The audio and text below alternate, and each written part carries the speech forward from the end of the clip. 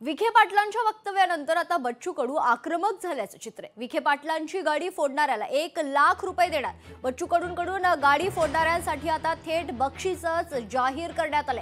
नाव राधाकृष्ण, कृत्य कंसाचं वक्तव्य देखील बच्चू कडू यांनी केलंय।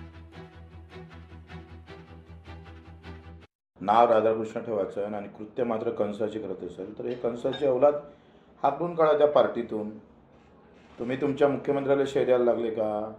फडणवीस साहेब एका इकडे कर्जमाफीची घोषणा करतं, तारीख देतं आणि हे वाचाडवीर मंत्री महोदय सांगतं का कर्जमाफी किती डाव द्यायची, काय करायचं आणि किती डाव लुटायचं तुम्ही त्याचं ठरलं नाही पाहिजे? अरे शुक्र माना लोक तुम्हाला मारत नाही। मी तर म्हणतो जो राधाकृष्ण विखे पाटलाची गाडी फोडून ना त्याला 1 लाखाचं बक्षीस मागायचं। मी तर फोडणारच आहे भेटला तर, पण हे नालायकी थांबवा, आम्ही सहन करणार नाही।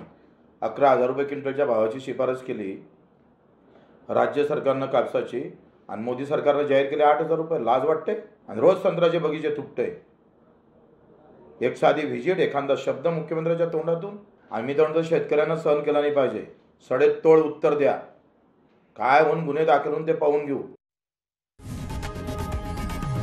लोकशाही मराठी ऐका, पहा, जागरूक रहा।